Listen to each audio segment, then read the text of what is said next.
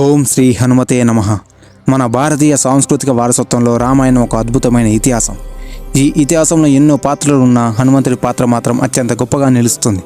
ఎందుకంటే ఆయనే ధర్మానికి రక్షకుడు, భక్తికి శిరోమణి, బలానికి ప్రతీక, ఇంకా భగవంతుని సేవలో శ్రేష్ఠుడైన యోధుడు. ఈ కథలో ఆయన రాక, ఎదుగుదల, శక్తి ప్రదర్శన, సీతా అన్వేషణ, రావణుడిపై రౌద్రం, సేవాభావం అన్నీ కలిపి హనుమంతుని పాత్రను ఒక పాఠశాలగా మార్చాయి. ఈ రోజు మనం రామాయణంలో హనుమంతుడి పాత్రను సమగ్రంగా అర్థం చేసుకుందాం. వాయుదేవుని అనుగ్రహంతో అంజనాదేవికి పుట్టిన కుమారుడే హనుమంతుడు. ఆయనను వాయుపుత్రుడు, ఆంజనేయుడు, మారుతి, బజరంగబలి అని పేర్లతో పిలుస్తారు. ఆయన చిన్నతనంలోనే సూర్యుని ఫలంగా భావించి ఆకర్షితుడై మింగడానికి సూర్యుని వైపు ఎగిరాడు. దాంతో దేవతలు భయపడగా ఇంద్రుడు వజ్రాయుధంతో ఆయనను గాయపరిచాడు. వాయుదేవుడు కోపించి గాలిని నిలిపేసినప్పుడు బ్రహ్మతో సహా ఇతర దేవతలు వచ్చి హనుమంతునికి అనేక వరాలు ఇచ్చారు. ఇవే ఆయనను అమరత్వానికి, అచల శక్తికి ప్రాతినిధ్యం కలిగించిన వరాలు. హనుమంతుడు మొదటిసారిగా శ్రీరాముడిని చూసినప్పుడు ఆయన్ని ఒక సామాన్య రాజకుమారుడిగా కాకుండా పరమాత్మ రూపంగా చూశాడు. కిష్కింధవనంలో శ్రీరాముడిని సుగ్రీవుని దగ్గరకు తీసుకువెళ్ళింది హనుమంతుడే. ఈ కలయికే రామాయణాన్ని ముందుకు నడిపించిన ప్రధాన ఘట్టం. శారీరక, మానసిక బలం, రామునిపై అపారమైన భక్తి శ్రద్ధ, ప్రతి సందర్భంలో చాతుర్యంగా వ్యవహరించే బుద్ధి, తన మాటలతో ఎదుటి వాళ్ళను మెప్పించే వాక్చాతుర్యం, ఎలాంటి విపత్తులనైనా ఎదుర్కొనే ధైర్యం, ఈ 5 గుణాల కలయిక వల్లే హనుమంతుడు అత్యంత శ్రేష్ఠ పాత్రుడుగా ఎదిగాడు. సీతాన్వేషణలో కీలక ఘట్టం సుందరకాండ.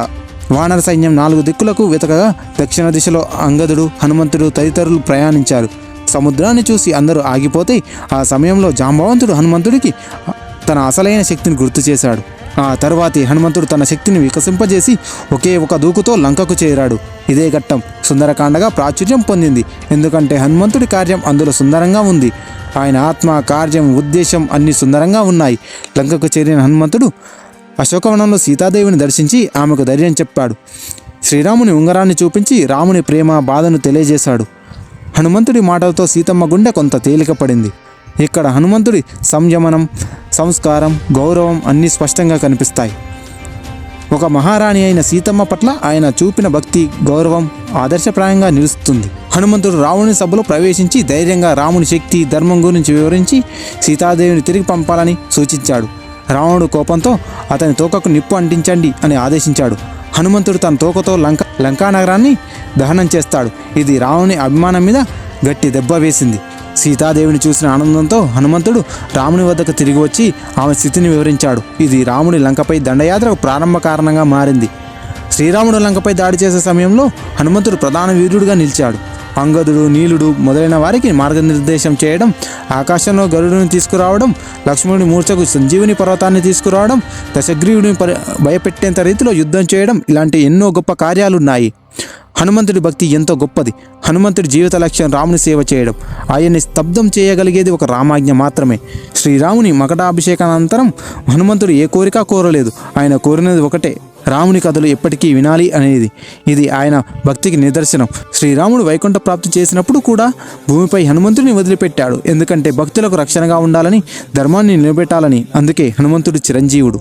హనుమంతుడికి ప్రస్తుత కాలంలో ఎంతో ప్రాముఖ్యత ఉంది. ఈ రోజుల్లో కూడా హనుమంతుడిని సేవించే వారికి అపారమైన శక్తి లభిస్తుంది. హనుమాన్ చాలీసా పారాయణం, సుందరకాండ పఠనం, హనుమాన్ జయంతి ఉత్సవాలు అన్నీ హనుమంతుడిపై మన విశ్వాసాన్ని చూపిస్తాయి. మన కోసం, మన రక్షణ కోసం ఎప్పటికీ సిద్ధంగా ఉండే దేవుడు హనుమంతుడు. ఆయన్ని జ్ఞాపకంలో ఉంచుకుంటే చాలు, మనకు భయం ఉండదు. హనుమంతుడి పాత్రను ఓసారి సమీక్షిస్తే ఆయన ఒక యోధుడు మాత్రమే కాదు, ఓ భక్తుడు, ఓ గురువు, ఓ రక్షకుడు, శ్రీరాముని సేవలో నిస్వార్థంగా పనిచేసే ఓ సేవకుడు. హనుమంతుడు మనందరికీ ఆదర్శం. ఈ రోజుల్లో మనం హనుమంతుడిని అర్థం చేసుకొని ఆయన లాంటి భక్తిని అలవర్చుకుంటే ఏ అడ్డంకైనా ఎదురొడ్డి గెలవగలుగుతాం. జై హనుమాన్.